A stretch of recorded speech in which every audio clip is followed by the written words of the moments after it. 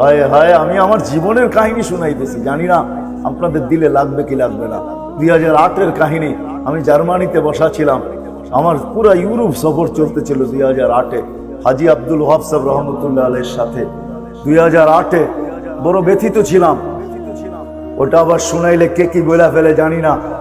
যেদিন আমার সফর শুরু, এর 6 দিন আগে আমার বড় ছেলে মারা গেছে, যাকে আমি 6 বছর টানা চিকিৎসা করছি। আমার সবচেয়ে বড় ছেলে ওই 6 দিন আগে মারা যায়। 6 দিন পরে আমার সফর শুরু হয়। মন ভাঙ্গা ছিল, সফর চলতেছিল পুরা ইউরোপ, তখন 25 দেশ।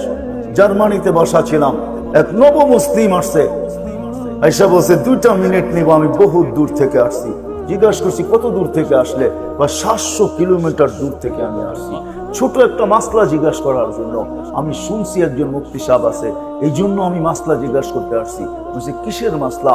আমি মুসলমান, আমার মা বাবা মুসলমান না, আমি আমার অমুসলিম মা বাবার সাথে কি ব্যবহার করব? আমার আল্লাহ কি বলে, আমার রসুল কি বলে, আমার কোরআন কি বলে, আমার হাদিস কি বলে? একজন নব মুসলিম 700 কিলোমিটার দূর থেকে আসছে। আমি বলছি মাসলা বলবো, কিন্তু তোর পা দুইটা দেখ, একটা চুমা দিয়া নেই, তোর পা চুমা পাওয়ার যোগ্য। তুই যত জায়গা দিয়ে আসছিস, সমস্ত তরুলতা তোকে দোয়া করতেছিল, কণা পর্যন্ত দোয়া করতেছিল। এখানে একটা কথা এটাও বলবো, হায় হায়, একজন নব মুসলিমের ভিতরে এতটুকু আগ্রহ যে আমার মা বাবার সাথে খারাপ ব্যবহার।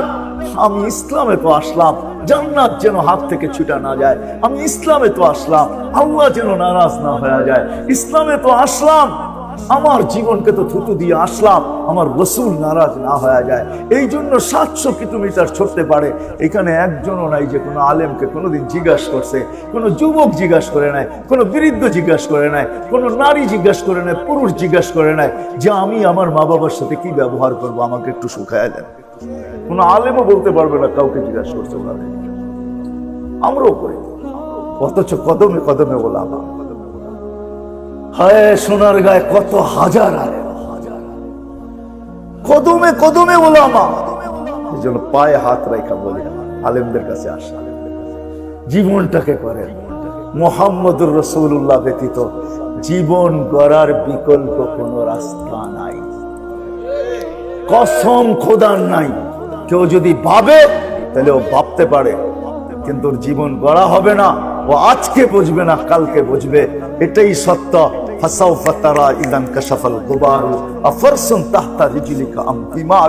কালকে বুঝে আসবে জীবন গড়া হলো কি হলো না। মুহাম্মদুর রাসূলুল্লাহ আপনার চিনেন না যে কোন রসুল আল্লাহ দিয়েছেন। আমরা নবী চিনি না, জানিও না, কোরআন পড়ি কিন্তু তাদাব্বুর করি না, ওটার ভিতরে ডুব দেই না। ওয়ারাফানা লাকা যিকরাক, যার জিকির আল্লাহ উচ্চা করে, যার জিকির আল্লাহ উচ্চা করে, আপনি ওয়ারাফানা লাকা যিকরাক বুঝেনি না। আপনি যার জিন্দেগির কসম আল্লাহ খায়, লা উমরুকা, তার কসম, বন্ধুর কসম খাইতেছে, লা উমরুকা, বন্ধু আপনার জিন্দেগির কসম খাইতেছে আল্লাহ। ওই রসুল যার চেহারার কসম আল্লাহ খায়, ওয়াদ-দুহা, যার চুলের কসম আল্লাহ খায়, ওয়াল লাইলি ইযা সাজা, যার প্রত্যেকটা অঙ্গ কোরআনের ভিতরে জিকির হয়, ওমা ইয়ান্তিকু আনিল হাওয়া, আল্লাহ যার জবানের কসম খাইতেছে, যার নবুয়তের কসম আল্লাহ খায়, যার জাতের কসম আল্লাহ খায়। কোরআন উঠান না, খালি পড়েন আর তরজমা জানেন। আমরা তরজমা জানি আর পড়ি, তাদাব্বুরই করি না। ওই রসুল আল্লাহ আমাদেরকে পাঠাইছেন জিন্দেগি করার জন্য। ওই রসুল সারা জিন্দেগি কেউ করতে পারবে না। একমাত্র মাধ্যম জিন্দেগি করার, যুবক যদি করতে চায়, নারী যদি করতে চায়, পুরুষ যদি করতে চায়, যে করতে চায়, আব্দুর রহমান ইবনে আউফ যদি করতে চায়, তাও মুহাম্মদুর রাসূলুল্লাহ কেমন জীবন করতেছে যে দুনিয়ার থেকে বিদায় নেওয়ার সময় 490 কোটি টাকা ক্যাশ রাখা যাইতেছে। কত? 47 লক্ষ কোটি টাকা। 47 কত? কয় টাকায় হয়? 47 লক্ষ কোটি টাকা কয় টাকায় হয়? 15-20 কোটি টাকায়? 47 লক্ষ কোটি। আমাদের ন্যাশনাল বাজেট হয়েছে 7 লক্ষ কোটি টাকা, ওনার কাছে ছিল 47 লক্ষ কোটি টাকা। বাকি সম্পত্তি বাদই দিলাম। আব্দুর রহমান ইবনে আউফ আশারায়ে মুবাশশারার একজন। 10 টপের একজন আব্দুর রহমান ইবনে আউফ, ওসমানে গনি। হায় হায় হায় হায় হায় হায় হায় বললে আবার কে কোন দিক কি বলে জানি না।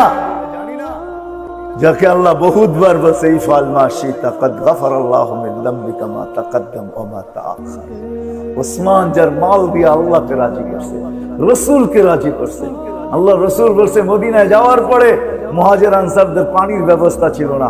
ইহুদির একটা ভালো কুয়া ছিল, খুব মিঠা পানি ছিল, প্রচুর পানি হতো, সমস্ত মুহাজির আনসারদের জন্য হয়ে যেত।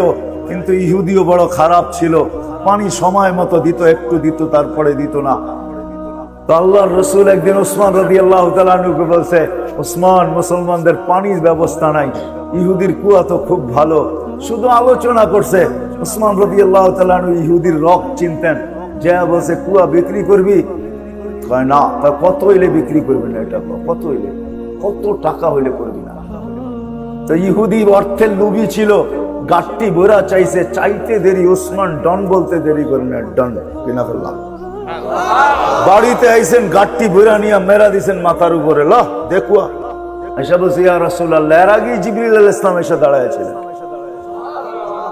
বলছে ইয়া রাসূলুল্লাহ কুয়া কিনা ফেলছি, মুসলমানদের জন্য দিয়া দিলাম, আপনার জন্য আর মুসলমানদের জন্য। আল্লাহ রাসূল জিজ্ঞাসা করছে কত দিয়া কিনছো? কয় এটা বলা যাবে না। তো বলছে প্রতিযোগিতা চলতেছে তোমার আর আল্লাহর, বলো কত দিয়া? কয় যা চাইছে তা দিয়ে কিনছে। গাট্টি ভরা চাইছে, গাট্টি ভরা দিছি, আল্লাহ গাট্টি ভরা পাঠাইছে। ইফআল মা শিতা ইয়া ওসমান, ওসমান যা মনে চায় তা, আগে পিছে গুনাহ। এরকম বড় বড় খোলাফায়ে রাশিদিনের 3 নম্বর যার নাম, 10 টপের 3 নম্বরে যার নাম, ঠিক না? জিন নুরাইন যাকে বলা হয়। আল্লাহ রাসূল বলছে আমার মেয়ে যদি থাকতো একটার পর একটা মরতো, সব ওসমানরে দিয়ে দিত। না নাই কিতাবে? ওই ব্যক্তিত্ব আল্লাহ রাসূল ছাড়া জীবন করা হবে না।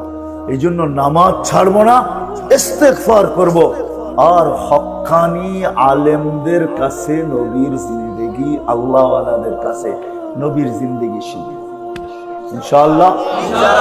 পাক্কা ওয়াদা। সর্বশেষ বাংলাদেশের একটা পরিবেশ আছে যেটা আপনারা চোখে দেখেন, আমি আরেকটা পরিবেশ দেখি। সেটা হলো মসজিদের পরিবেশ, মাদ্রাসার পরিবেশ, মক্তবের পরিবেশ, হেফজোখানার পরিবেশ, দাড়ি টুপির পরিবেশ, বোরকার পরিবেশ, জুব্বার পরিবেশ, পাগড়ির পরিবেশ। বাংলাদেশে একটা আধ্যাত্মিক পরিবেশও আছে যেটা দুনিয়ার কোথাও খুঁজলে পাওয়া যায় না। এরকম একটা আশেকানের পরিবেশ, এই পরিবেশও দুনিয়ার কোথাও পাওয়া যায় না। যে রাত্র যতই হোক না কেন চাতকের মতো বসে আল্লাহ আল্লাহ রসুলের কথা শুনে, এই পরিবেশ আমি দুনিয়ার কোথাও এই পর্যন্ত পাই নাই। যতটুকু আল্লাহ আমাকে ঘুরাইছেন আমি কোথাও পাই নাই এই পরিবেশ। এই পরিবেশ বাংলাদেশে আছে, বিদায় এই পরিবেশকে টিকায় রাখতে হবে। তাইলে দুনিয়া যতই চিৎকার দেখ না কেন যে বাংলাদেশে দুর্যোগ আসবে, দুর্যোগ আসবে, আমি বিশ্বাস করি বাংলাদেশে কোনো দুর্যোগ আসতেও পারে, কিন্তু এরকম হবে দেওয়ালে লাইগা বাড়ি খায়া বল যেদিক থেকে আসে যেরকম ওদিকে ফিরা যায়, দুর্যোগ যেদিক থেকে আসবে এই জমিনে বাড়ি খায়া ওদিকে চলে যাবে ইনশাআল্লাহ। এই দেশে দুর্যোগ আসবে, এটার জন্য আমাদের একটু কোরবানি দিতে হবে, একটু সহযোগিতা করতে হবে, যার সাধ্য অনুযায়ী যতটুকুই করব। মনের থেকে যখন করব তাহলে অল্পর ভিতরে বরকত হবে, আর মনের থেকে যখন করব না তাহলে অনেক দিলেও বরকত হবে না। অল্প তো এরকম বরকত হবে যে ইনশাআল্লাহ বিশাল কিছু হয়ে যাবে। যেমন আমি দেখতেছিলাম চান্দা হইতেছিল, আমি চান্দা করব না, মধ্যখানে চলে আসছি, কিন্তু হাত জোর করে সবাইকে বলবো আসেন খোদার ওয়াস্তে এই পরিবেশগুলা টিকায় রাখার জন্য আমি যতটুকু পারি সহযোগিতার হাত যখনই আমার কাছে আসবে তো আমিও হাতটা আগে বাড়াই ইনশাআল্লাহ দিব। তো পাক্কা ওয়াদা?